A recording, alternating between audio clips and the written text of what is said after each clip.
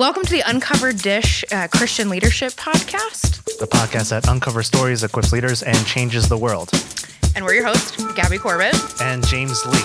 And today, we are continuing our conversation on all things ChatGPT and AI, particularly how these tools and ideas may be integrated into the workflow of those in ministry. We have an amazing guest today, the one and only Kenny Jahng. For those of you who don't know Kenny, he is a StoryBrand certified communications expert. He is the creator of the Art of Engagement framework. He helms churchtechtoday.com and AIforchurchleaders.com, the hottest website on the internet right now. Yes, it is. All in all, Kenny helps nonprofit leaders build marketing engines that creates raving fans for their mission. Kenny, welcome to the podcast. Oh, so glad to be here. I think we're going to have fun today. Yeah. Did I miss anything in your intro? I don't know. There's a lot of stuff that's not mentionable. And so thank you for just saying the nice things about me. I try to keep it nice and tight. Yeah. Got all of it. Great. So let's jump right in. It looks like while most of us church leaders are still new to or still trying out this whole AI thing, Yes, you have been using AI in your work for a long time now.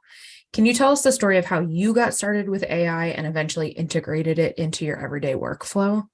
Oh, absolutely. I think first of all, everyone uses AI in their life. We just don't see it anymore, right? So the easiest one is Netflix. You turn on Netflix, the shows that are recommended to you are using AI. Amazon is a great case study that everyone used to point to in that, right? In their email marketing, they will see your purchases and they recommend through emails and things like that of what you should be buying next.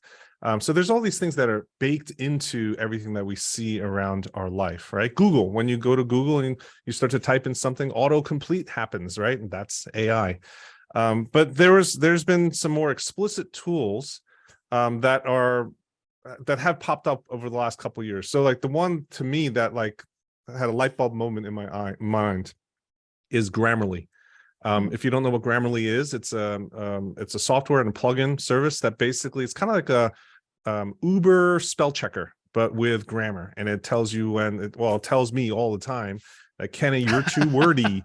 You have incoherent thoughts, right? Basically, right. It could be much clearer. And here's some suggestions on how to restructure all of that stuff, right? So to me, that was the first investment into looking into what kind of explicit tools can I bring into my work to actually help enhance and really increase the impact of what I do. And so that was like 2 years ago.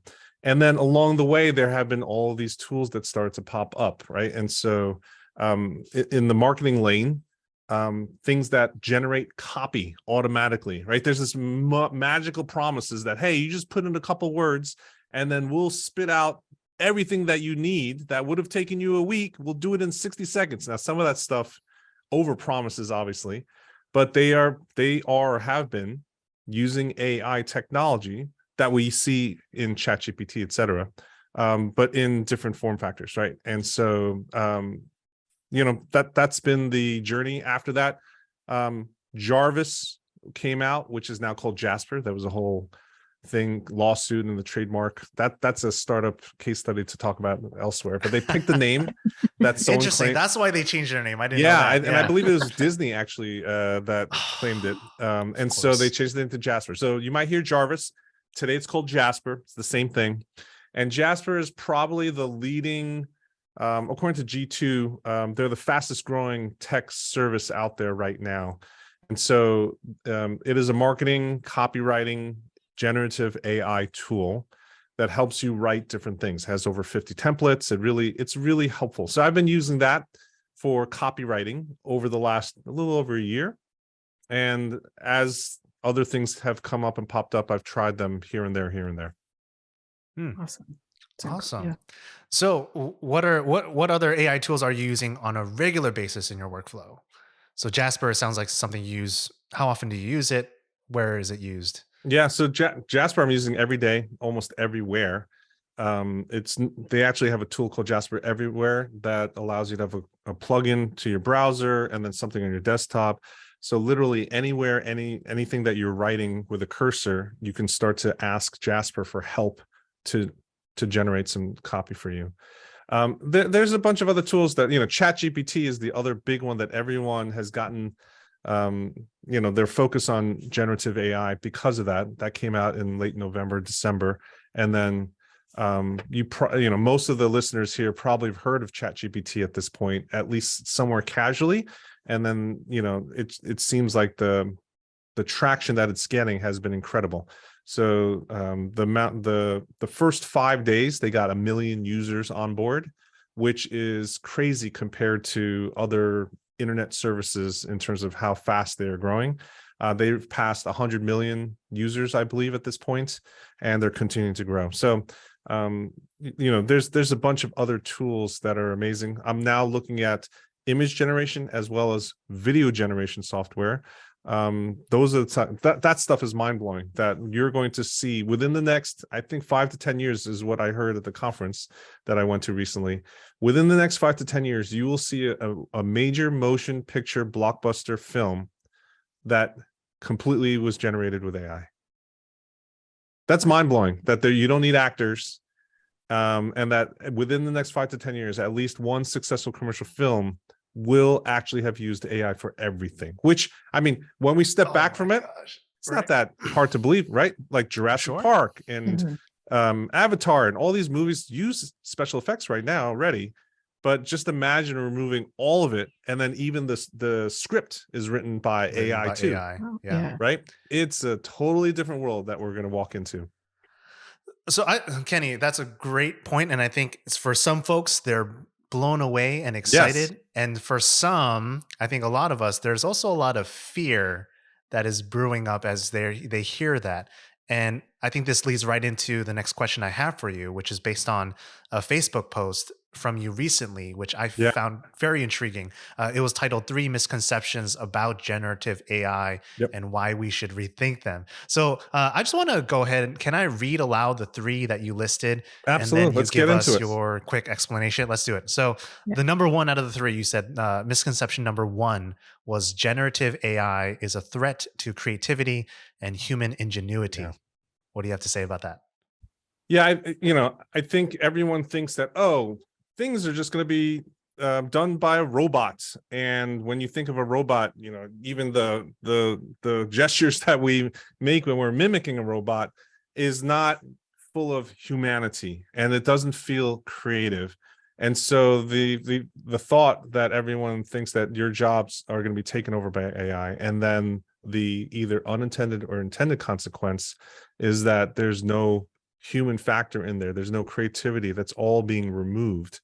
I think is something that is clearly mistaken. And it's connected to this, I think, this new term that you may be hearing over this next season, which is FOLO, FOLO, which is what? The fear of looming obsolescence.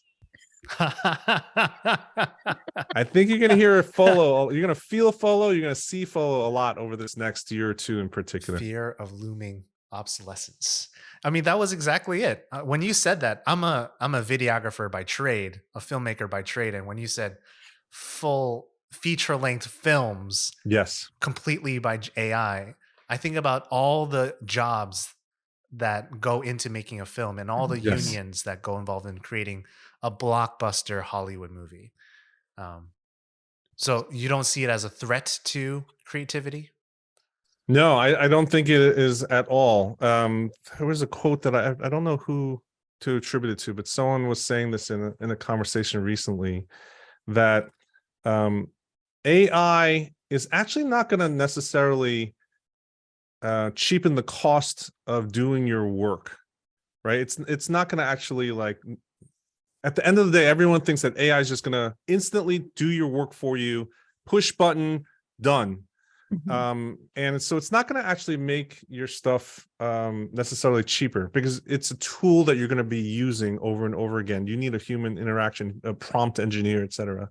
But what it is going to do is bring the cost of spam and crappy content down to zero, right? And so you're going to have a bunch of junk that explodes, and we're going to need to see how that happens, whether through regulation or curation. For example, you're seeing the birth of tons of digital ebooks on Amazon that's completely AI generated in mass, kind of like we had spam bots. Now you have AI bots. And so Right. that's the same thing there. Yeah. All right, let's go right into number 2. Misconception number 2 was generative AI is unpredictable and uncontrollable. Yeah. Now you might have seen some of the headlines that came out recently talking about how Kevin Roose is one of them. He's a New York Times bestseller author. He's been studying AI a bunch, and he talked about how he had a chat conversation with ChatGPT in Bing. Actually, I think it was within Bing, which is integrating GPT, and it basically displayed harmful language saying these are the ways I'm going to harm you, kill you, or take over the world, that kind of stuff. I think a lot of that stuff is sensational journalism, because actually, if you look at the actual prompts and the conversations that were exposed, it wasn't like off the main interface that it started to go that way. He teased and prompted the machine to go that way and say, imagine, and because there's safeguards built into all these things. And so the AI kept on saying, I don't want to do this. This is against my rules, this, constantly. And so it's almost like a loophole of like jailbreaking the machine maliciously. And we think, just like, because we don't have that much experience with AI as a mass public, that this nature of unpredictability or uncontrollability is something that we, inherently have to have immediate danger for. But again, I think we will quickly see that all outputs still need to be subject to like human control. The human needs to be in the loop and in control. And in most cases, I think really honestly, the outputs are actually the opposite. It's much more predictable, much more controllable. It's like the other piece that we were talking about. It's a little bit more robotic than it is this thing that's just can go haywire without you knowing what's going on. Right. And generative AI systems are capable of creating what they've already been trained on. So it really depends on how well we're training the systems and what kind of models we're putting forth. So yeah, I totally agree with you. Well, generative AI, so there's all this nerdy nuanced stuff, but the way ChatGPT works, the way Jarvis works, the Jasper, all these tools work in generative AI, is that they are actually generating a sentence one word at a time. So when that AI was talking to the reporter about harmful tactics, it's not thinking conceptually, strategically, how do I kill somebody? How do I harm somebody? How do I take over and hack systems? All it's doing is like what you said, it's taking the data set, scanning the internet and the data that it's been informed, and then predictively choosing what is the next most probable word that we should be using in a sentence after we've built the sentence. So it's not, there's no thought, there's no heart, there's no brain, there's no thought in terms of intent with generative AI tools right now. Right. Awesome. Now, misconception number 3, you wrote generative AI is only used for artistic and creative pursuits. Yeah.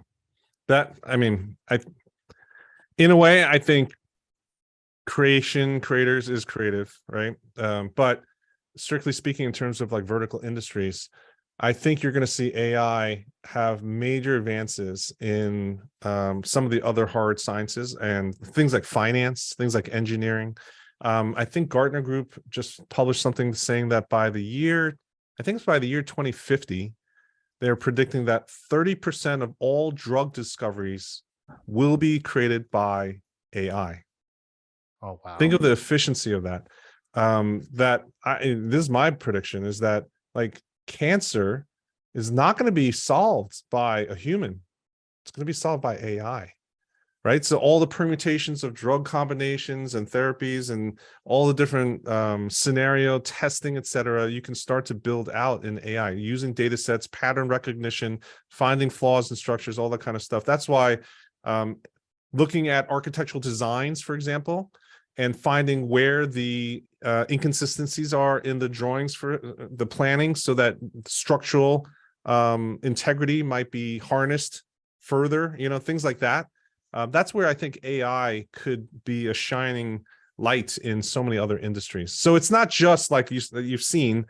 There was a popular app that made its way around the internet a couple months ago, where it takes your photo and creates you into a superhero and all these other different versions, right? That's artistic, that's creative stuff, but that's not the only use of this AI stuff. There's a lot of practical, amazing things that I think will come out of it, including scholarly biblical research, right? Right. So that's sort of my next question too, is, we've talked about ChatGPT, and we're talking about Jasper as well. How do you see ministry leaders using that? What do you think is the right one for folks who are starting to kind of dip their toes into this AI stuff, and navigate what might be best for them in their own ministry contexts?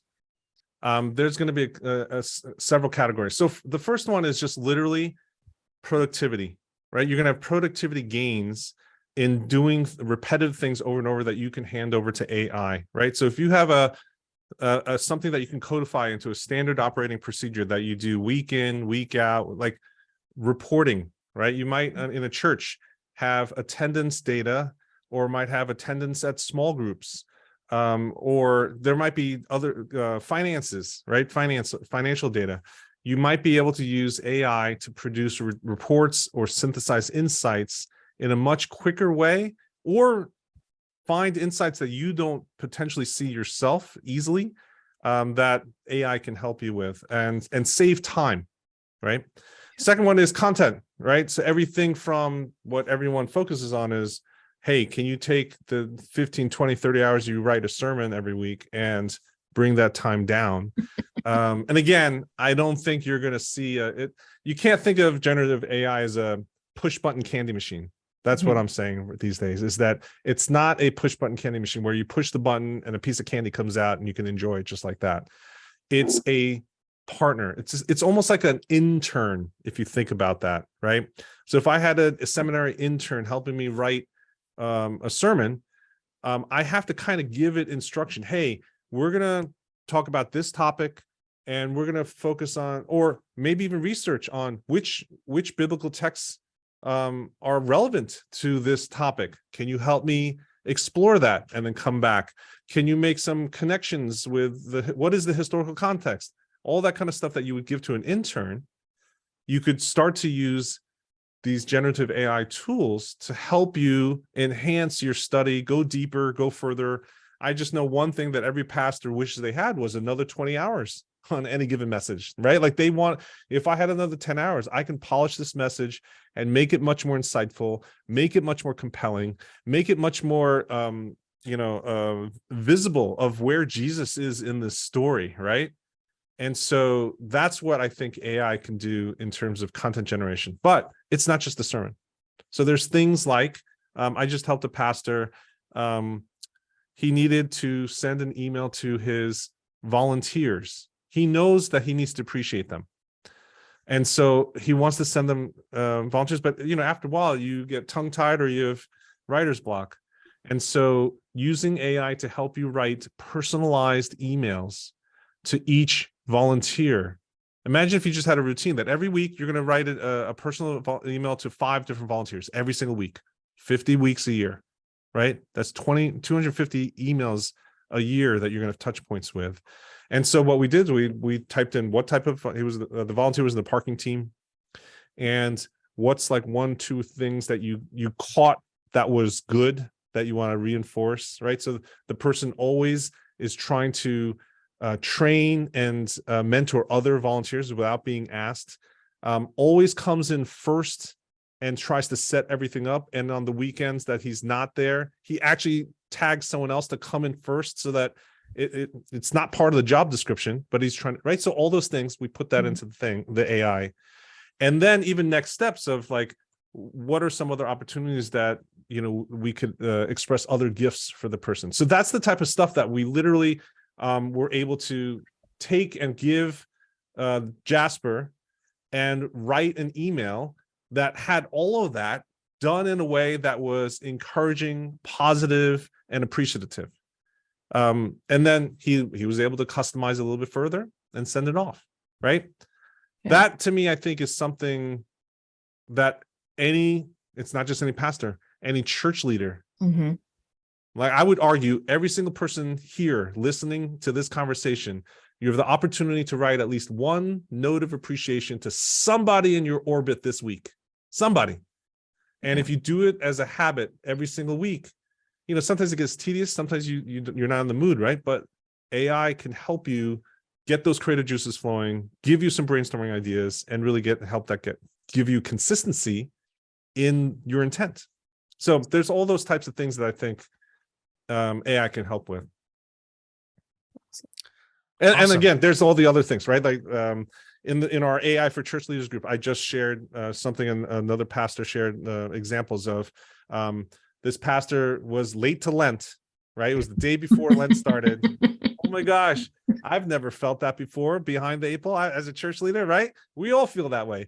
It was the day before, and he was like, hey, I would love to do Instagram stories for every single day of Lent, and I have a prayer prompt, but I don't have the energy right now. And it's the day before. And so I went to Jasper, and we built, actually it was ChatGPT, and we built 40 prayer prompts. And that's the basis for something, right? Bible study questions, a devotional. There was even a pastor that has a liturgical, this was the complaint that was posted. All this stuff is great, but it's all for non-denominational or big box denominational churches. We have a specific type of liturgical church service, and we need a specific type of order of service. How do I use AI for that? Absolutely easy. And we literally just went down each piece and helped him with every single piece of the liturgy. Wow. It wasn't just the sermon. That's my point, right? Announcements, offerings, every part you could do it. The invocation, the prayer, everything. You could help enhance your work with AI. Yeah, going back to, I love your metaphor of considering this tool as a seminary intern. Yeah. I think that is quite accurate in the way that I found my use of ChatGPT and AI tools. There are a lot of things I have to tell it, like, hey, that was not correct, or you should lean more this way. And it responds. I think that has been the greatest experience that for ChatGPT, especially. It's a chat going back and forth, and it's a growing, learning conversation. Yes. So treating it like an intern has been exactly the way I've been using it. Imagine, I mean, it's an intern for all of our church leaders. How many of our pastors that are serving, say, smaller churches, maybe they're the only full-time person on staff. Now you have an additional seminary intern with you. It's actually extremely helpful. I spent 2 hours one night I came up with 15 different sermon series ideas that were theologically in line with my particular tradition, after giving it the correct prompts. Some were more Bible-based, others were more life-based, and had great titles, great exegesis. I was blown away. It was a very fun evening going through that. One of the prompts you can say is, hey, ChatGPT, I want you to act as a United Methodist pastor. Literally. That's the way that I've been doing it. Or I've been giving other telling ChatGPT to act as an expert XYZ has been the greatest prompt to start any chat. For sure. And again, for the UMC, it's perfect. You know why? Because there's so much published content already that's UMC related, right? And just because there's so many, right? There's 30,000 UMC churches in North America alone. There's so many of them that are publishing, pastors that are blogging. And then there's published resources, right? Upper Room. There's all these other things out there. You're taking advantage of that body of work to have it write stuff that's aligned with all those authors that have published stuff in the past. I think one of the things that people mistake is that they think this is just like you put in a request and you get something to go. right? It's like a drive-through window, fast food, and it's not. It's called ChatGPT. It's conversational. It's a chatbot. It is a conversation that you're going back and forth and back and forth. And so that's the biggest thing that I would say in terms of suggestions is try these tools out, but push yourself to ask more questions or give more directions. Can you go back and forth 5 times with any inquiry that you start with the AI? Because you never know what's going to come out, right? And then changing the prompt just by 1 word or 2 words will change the output as well. And you'll be amazed at what comes back. Yeah. I found the conversational element of ChatGPT to be extremely helpful for me to sort of train the model. So I have one chat line that's titled Email Writer, and I've spent a lot of time coaching it on how to write it better or write an email that sounds more like me. Yes. And it writes 50% of my emails right now. Yeah. It is almost, Kenny, I mean, to kind of push back a little bit, at this point, some of it is almost like push of a button and getting some candy. Because I'm like, you wrote that email. Yeah. But you've invested the time up front, right? So it didn't happen immediately. You've invested the time up front, and you're saying, hey, I would never use a word like that. That's too complex, or, you're literally training the machine. Say, hey, can you rewrite that and make it rhyme? Because I'm a very quirky person, like you literally can train the machine to actually have the tone and voice. Now, Jasper itself just announced also, because this is an issue, that they're having this brand voice thing. So you literally can start to describe even like the bios of your leadership team, what your offering names are. So like if you have life groups versus small groups versus connect groups, you can actually put that in there. So it knows that whenever it refers to that connect group or life group, whatever, it uses that language. And it understands, our life groups are probably 4 to 6 people. Another church might be 10 to 12 families, right? So it starts to understand everything in your brand voice, and then applies that. So it starts to have these pockets of memory that is being built into it. And then on the conversational stuff, Bing, which is integrating GPT into it, just announced that on their mobile device, at least, that you're going to be able to talk to it. So it's going to have voice recognition, and then you're going to get the chat back. And so I think that's going to be a game changer of how people think. I personally think Siri, Alexa, all these other are going to literally improve dramatically over this next year or two as they start to include better AI technologies into it. So I am a little less technically on board as you two are. And so like I use Grammarly right now. That's about as fancy as my AIs get. So what final advice would you give to someone like me who's really just starting to dip their toes into figuring out how to use this? Yeah, I think it's just what's in it for me type of attitude, right? You need to have a open mindset, not a defensive posture, right? It's not something that you can ban, because culture is going to adopt, or has adopted, is going to adopt this widespread. You're going to see it in so many different places. And so unless you want to be, in my generation, the old fogies, or the people that were outmoded, were the ones where the VCR just blinks 12 o'clock over and over. You guys are too young to understand this, but that was a sign. You walk into a house and the VCR clock is not set, because the old fogies didn't know how to actually set it, right? They were outmoded. And so you don't want to become a blinking 12 o'clock VCR owner, right? And so the best way to do that, and it's so much easier today, is just sit down and have a conversation, right? So if that person was new in your congregation, you would make some intentional time to take them out to coffee. And so that's the best one. Can you spend 15 minutes a week for the next month just interacting with ChatGPT, just to see what it's all about? I think that's the first step.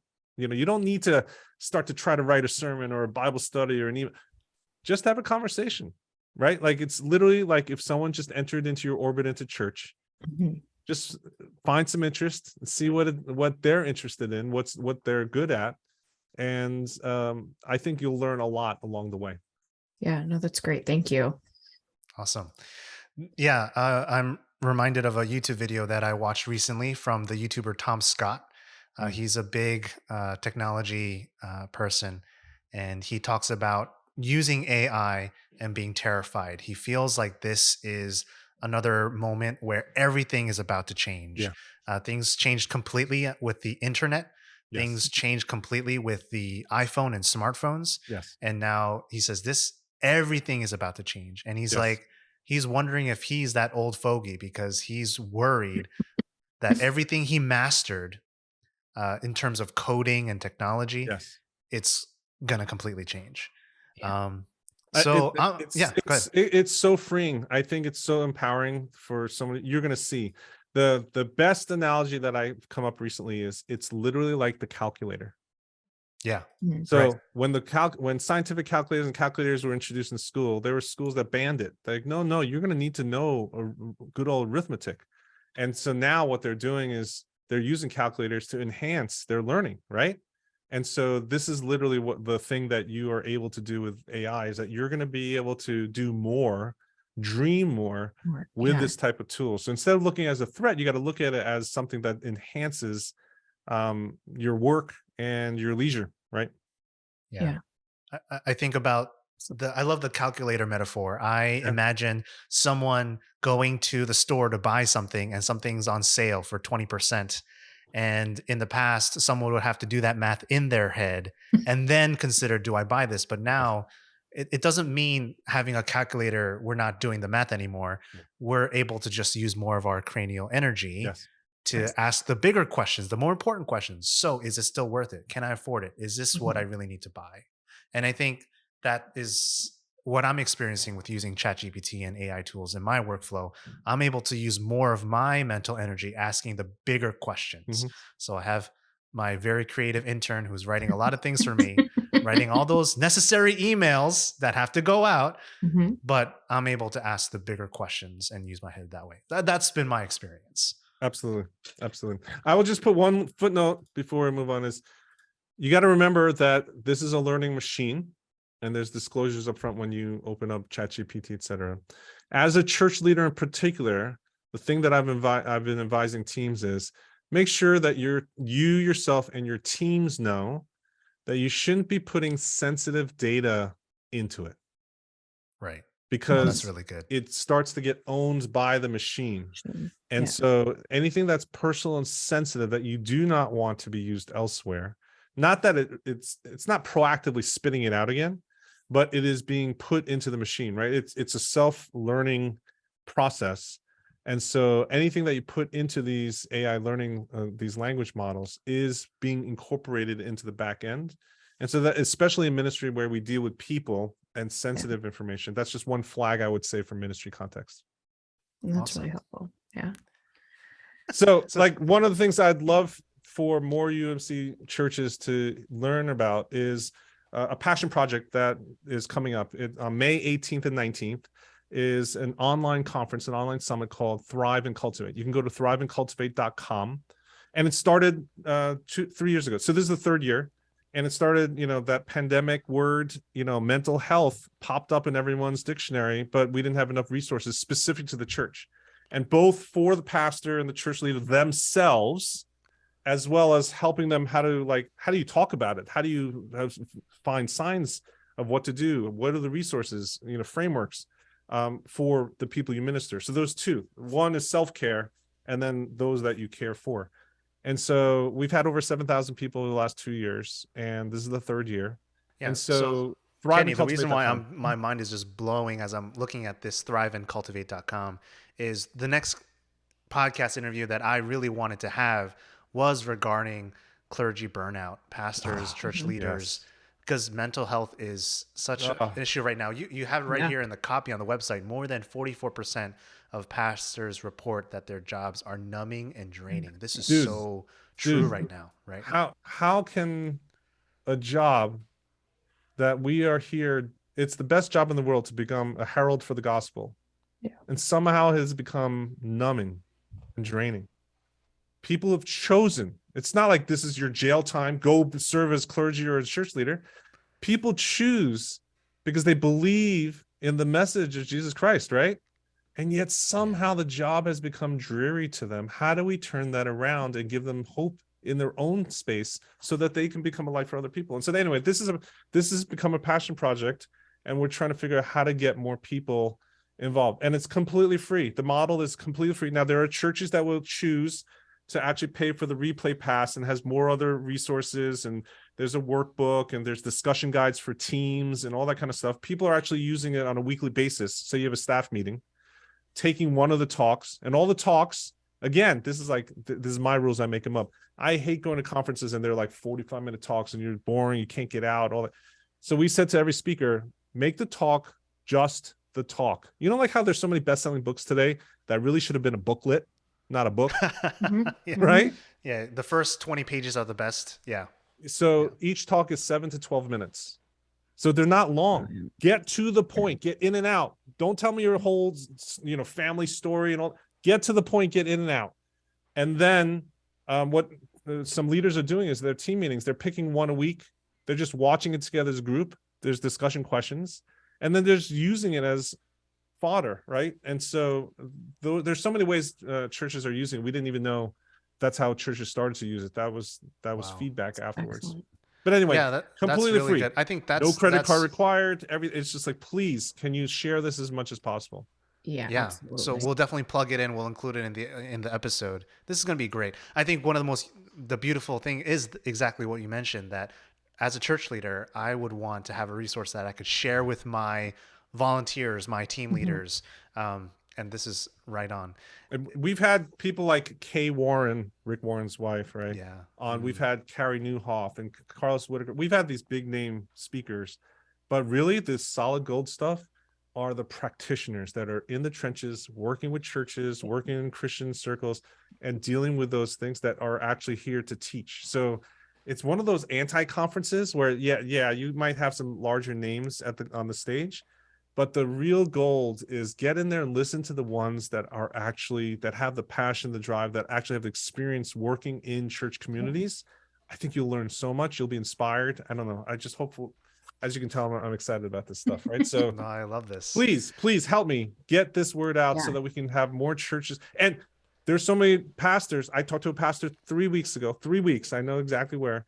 He said, we don't have any mental health issues. I know there's so many other churches out there that have problems, but we have a healthy church. We have no mental health issues. Something's going on. Something is very, very we need wrong. to normalize it, right? It's like it's this, not a right? stigma. Yeah. He's treating it as a stigma, as if like if I have mental health issues that we have to talk about at a church, that there's something wrong with my leadership. And we have to normalize mental health, at least the basic awareness and education of it, right? And so I'm not saying you have problems. I'm saying you have opportunities. And so this is what we're trying to do. Amen. Awesome. So thriveandcultivate.com. That's May 18th and 19th. Completely free for all church leaders. Yes. This is definitely the online summit that you want to attend in the middle of May. Kenny, are there any burning questions that we should have asked you and we didn't ask you? You have a great answer for? I think, the question that you guys are asking is fantastic. And I think the learning posture that you have and trying to introduce the church leaders to this, I think is the right thing. That we, the church, have to see culture not as a threat to condemn anything that's in it, but actually to help create and actually build those conversations with our neighbors. And so I really appreciate everything that you're doing. And again, there are other church leaders, just like this conversation. There are many other church leaders. I would encourage you to seek out other places where church leaders are talking about this, as well as other technology, digital ministry, etc. That's the number one tool to actually grow today. It's not because the textbooks that are in seminary don't have this stuff in yet, right? And so finding other peers, right, where they're hanging out in your own circles or on the internet, right? Trying to find those conversations. It's not just secular and the marketplace that are doing these conversations and gatherings. It's here in our church sphere as well. There's a lot to learn, a lot to be contextualized, a lot to be inspired by together. Amen. That's awesome. Amen. So, Kenny, thank you again for coming on the podcast. We have one last question that we ask all of our guests. Yeah. Gabby, you want to ask it, or you want me to do it? I can do it. So Kenny, we're the Uncovered Dish podcast, right? We're Methodists. We like to eat food. It's a staple of who we are. So if you had to pick one dish to eat for the rest of your life, breakfast, lunch, and dinner, what would it be? Oh, that's a hard one. I wish I could just say the categorically Korean barbecue, but maybe we'll stick to that. I think that's, to me, is like, any city that we go and we try to explore what Korean barbecue they have. But that's a treat, and I think I could eat that every day of my life. So which city has the best Korean barbecue? So we are in New Jersey or on the West Coast, right? There's this fight. LA thinks that they have the best, and New York City, I would say I grew up on this coast, so it's got to be, the New York metro region has the best Korean food. Yeah, I concur 100%. A little bit more sophisticated, a little bit more nuanced. It just has that flavor. Has that. I suspect there's going to be a lot of Californians writing in after this episode. So Korean barbecue is totally the way that I judge cities when I visit them. So absolutely. Yeah. All right. Well, Kenny, thank you again for coming on the podcast. We're so glad that you came on and we got to have this conversation. For those who want to check you out, find out more about you, where can they reach you? I was telling someone else, I'm not that hard to find if you Google me, Kenny Jahng. Recently, we launched a Facebook group, a private community called AI for Church Leaders. You can go to that website, aiforchurchleaders.com. The way to remember it, I was told by a good friend of mine, is, do you remember that old TV show Alf? Yeah. Right? Yes. Well, AI for Church Leaders is spelled, if you spell it, it's Alf or Church Leaders. You pick. You decide.com. So it's either AI for Church Leaders or Alf or churchleaders.com. You decide. It all works. You decide. Pick your adventure. As you can tell, we have some fun inside the group, right? We don't take ourselves too seriously, but we're taking our work for ministry pretty seriously. So we're trying to do it all together too. Yeah, I just submitted my request for membership. So awesome. We'll talk soon. All right. Well, thank you again, Kenny, for coming on the podcast. And we look forward to talking to you again. Take care. Thanks, guys. All right.